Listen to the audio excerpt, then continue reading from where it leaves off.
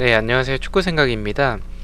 축구 승무패 토토, 축구 승무패 토토 46회차 풀벳 그리고 독식픽 공유 드리도록 하겠습니다.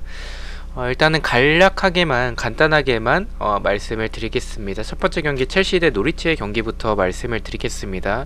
경기력 관련해서는 초안 때나 최종 때 좀 설명을 드렸었기 때문에 여기서는 간략하게만 말씀을 드리고요. 또 멤버십 관련해서는 배팅 내역이나 아니면 단톡방 참여를 희망하고 싶으신 분들만 가입을 해주시면 좋을 것 같고요. 제가 평균적으로 8개에서 10개가 적중이 되기 때문에 그 점을 참고해 주시면 좋을 것 같습니다. 첫 번째 경기부터 말씀을 드리겠습니다. 첼시 대 노리치의 경기고요. 이 경기는 설명 필요 없이 일단 첼시가 노리치 상대로 3연승을 하고 있고 홈에서도 3연승을 하고 있습니다. 노리치가 지금 연패를 하고 있는 상황이 아니기 때문에 첼시가 무난하게 이길 경기라고 생각을 합니다. 죄송합니다. 이 풀백과 독식인데, 네, 풀백과 독식픽 모두 첼시의 단통 승을 가져가 보도록 하겠습니다. 자, 2번 경기입니다. 크리스탈 팰리스 대 뉴캐슬의 경기고요. 그리고 독식픽 관련해서는 이제 조금 더 이변 위주로 가져가서 독식을 하기 위한 이변 위주의 픽으로 생각을 해주시면 좋을 것 같습니다. 자, 크리스탈 팰리스 대 뉴캐슬의 경기고요. 일단 크리스탈 팰리스는 3연속 무승부를 하고 있고 뉴캐슬은 2연패를 하고 있습니다.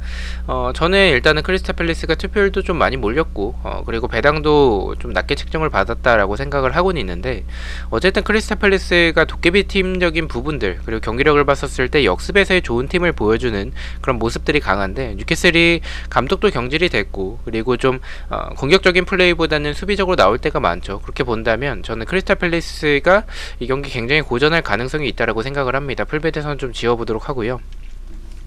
독식에서는 좀 이변을 가져가도록 하겠습니다. 이변이라면 사실 무승부도 나쁘지 않다라고 생각을 하는데, 지금 크리스탈 팰리스가 3연속 무승부를 하고 있고 그리고 감독의 경질 버프를 조금 생각을 해서 이 경기 좀 이변으로 잡아도 좋을 것 같다라고 판단을 했습니다. 크리스탈 팰리스의 단통 패를 가져가 보도록 하겠습니다. 3번 경기입니다. 에버튼 대 와포드의 경기고요.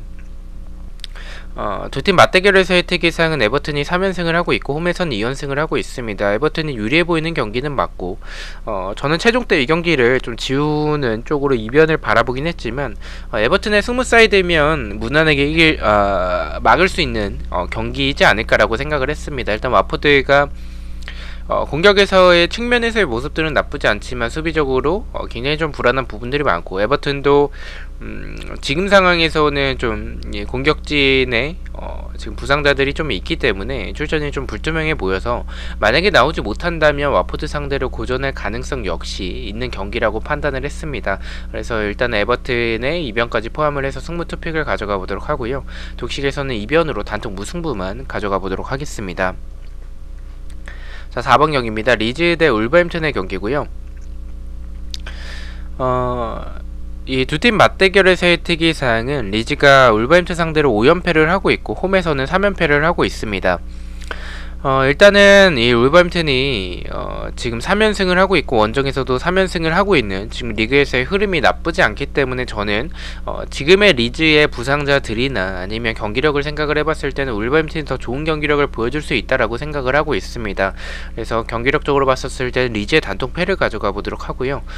독식에서는 승도 좀 받쳐서 가져가도록 하겠습니다. 일단 저는 이 경기는 좀 투픽이라면 승패 투픽으로 생각을 했고요. 승패 방향이라고 일단은 생각을 했습니다. 그렇게 생각하는 부분들은 울버햄튼이 수비가 단단하진 않아요. 그리고 리즈가 그래도 하피냐가 부상에서의 복귀하는 그런 부분들을 생각을 해봤을 때 지금 울버햄튼의 연승이 좀 길기 때문에 단통으로 가져가기엔 좀 불안하다라는 생각도 들긴 했습니다. 그래서 승패 투픽을 가져가 보도록 하겠습니다.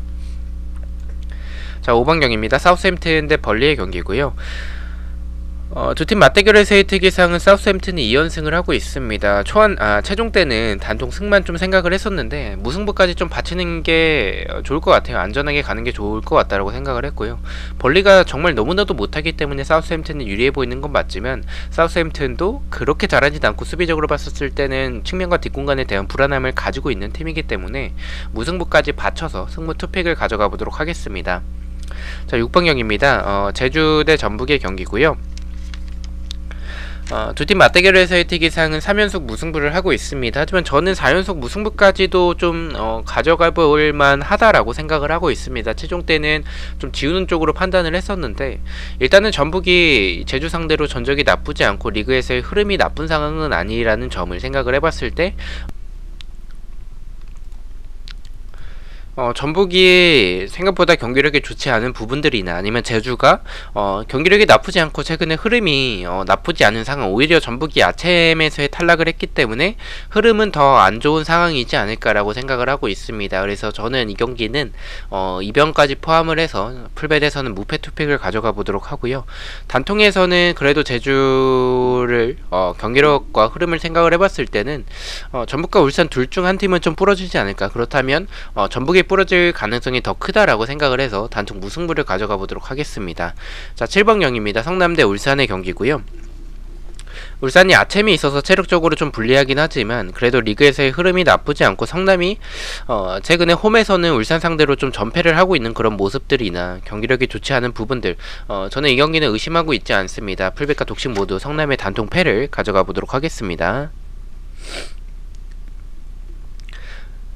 자, 8번 경기입니다. 대구 대 수원삼성의 경기고요. 네, 일단은 이 경기는 좀 대구가 홈에서의 경기라는 점, 일단 최근에 패배가 없다라는 점을 생각을 해봤을 때 대구 사이드로 바라보고 있고요. 그리고 홈에서는 수원삼성 상대로 2연승을 하고 있기 때문에 패배할 것 같지는 않습니다. 다만 수원삼성 역시 흐름이 나쁘지 않은 부분들이나 대구의 이런 부상자들이 좀 많은 부분들을 생각을 해봤을 때는 이 경기는 좀 무승부에 오히려 조금 더 가깝지 않을까라고 판단을 했습니다. 그래서 풀벳에서는 승무 투픽으로 가져가 보도록 하고요. 독식에선 단통 무승부만 가져가 보도록 하겠습니다. 9번경입니다. 강원대 서울의 경기고요. 이 경기는 일단은 서울이 고강민이 퇴장으로 출전하지 못하는 부분들이나 원정에서의 경기라는 점을 좀 생각을 해봤을 때는 좀 쉽지 않아 보이는 경기라고 생각을 합니다. 다만 이 강원이 고무열의 부상으로 좀 결장하는 그런 부분들, 그리고 지금 서울이 흐름이 나쁘지 않은 부분들을 좀 생각을 해봐야 될 것 같습니다. 그리고 무승부에 좀 투표율이 몰렸고 구매율도 많이 몰린 상황이기 때문에 K리그는 무승부 쪽에 몰리면 이제 승패 방향으로 나오죠. 저는 승패 방향이라면 서울이 지금 보여주는 그 스타일이 중원에서의 싸움을 조금 더 강하게 하는 부분들이 있는데 강원도 그런 스타일이 있기 때문에 서울의 모습을 좀 생각을 해본다면 중원에서의 더 강한 부분은 서울이 보여주고 있다라고 생각을 하고 있습니다. 그래서 저는 승패 방향이라면 강원의 단통 패를 가져가 보도록 하겠습니다. 자, 10번 경기입니다. 수원FC 대 광주의 경기고요. 광주는 5연패를 하고 있습니다. 저는 이 경기는 일단은 수원FC가 더 유리해 보이는 경기는 맞다라고 생각을 해요. 광주가 사실 경기력이 나쁘진 않은데 결정력이 좀 아쉬운 부분들이 많고 수원FC가 지난 경기 울산에게 대패하긴 했었지만 이제 수비적으로 나온 부분들과 이제 전반 초반에 좀 실점을 한 그런 부분으로 좀 경기가 말렸었다라고 생각을 합니다. 정상적으로 나온다면 광주가 수비가 좀 불안한 부분들이 많기 때문에 저는 단통 승을 가져가 보도록 하고요. 독식에서는 아무래도 K리그에서의 모습을 보면 6연패까지는 가기는 조금 힘들지 않을까라는 생각이 들고 광주가 생각보다 경기력이 나쁘지 않고 수원FC가 좀 수비적으로 공간이 많은 부분들이 있기 때문에 광주가 역습이나 제공권에서의 좀 나쁘지 않은 부분들이 있어요. 그래서 저는 이변으로 수원FC의 단통 패를 가져가 보도록 하겠습니다. 자, 11번 경기입니다. 포항 대 인천의 경기고요. 포항은 아챔이 있었죠. 결승에 올라갔고요. 홈에서 2연패를 하고 있습니다. 6경기째 무승부가 없고요. 인천 같은 경우에는 3연패를 하고 있습니다. 7경기째 승리가 없습니다. 인천의 경기력이 너무나도 좋지 않은 그런 부분들, 포항이 사실 경기력이 좋다라고 보기는 어렵지만 그래도 아챔에서의 그런 모습들이 좋았다라고 생각을 하고 있고요. 또한 지금 포항이 지금 상위 스플릿에 가기 위해서는 이 경기 반드시 잡아야 되는 상황입니다. 그래서 저는 동기부여적 측면에서도 인천도 물론 동기부여가 강등권에서의 탈출이라는 동기부여가 있겠지만 또 분위기 반전도 있겠죠. 하지만 지금 동기부여가 더 큰 쪽, 그리고 경기력이 더 좋은 팀은 포항이지 않을까라고 생각을 하고 있습니다. 체력적인 부담은 있겠지만 저는 포항의 단통 승으로 풀백과 독식 모두 가져가 보도록 하겠습니다. 12번 경기입니다. 브랜드퍼드 대 레스터의 경기고요. 일단 레스터가 결장 예정자가 굉장히 많기 때문에 저는 경기력적으로도 브랜트퍼드가 첼시 상대로 압도하는 모습들, 저는 그런 부분을 봤었을 때는 브랜트퍼드가 훨씬 더 유리한 경기를 펼칠 가능성이 있다고 생각을 합니다. 레스터가 지난 경기 맨유를 잡아내긴 했지만 경기력이 좋은 팀은 아니기 때문에 브랜트퍼드의 단통 승을 풀베드에서 가져가 보도록 하고요. 독식에서는 패까지 좀 받쳐서 가져가도록 하겠습니다. 두 팀의 스타일을 생각을 해봤을 때 승패 방향이라고 생각을 하고 있고, 브랜트퍼드가 유리해 보이는 경기는 맞지만 레스터도 한 방은 있기 때문에 승패 투픽을 가져가 보도록 하겠습니다. 자, 13호 경기입니다. 웨스트햄 대 토트넘의 경기. 이 경기는 의심하고 있지 않습니다. 토트넘의 경기력이 워낙에 좋지 않고 웨스트햄이 정배당을 받은 부분과 홈에서 연패를 좀 하는 부분은 좀 아쉽긴 하지만 그래도 토트넘보다는 훨씬 더 좋은 경기력을 보여주고 있다라고 생각을 합니다. 단통 승을 가져가 보도록 하겠습니다.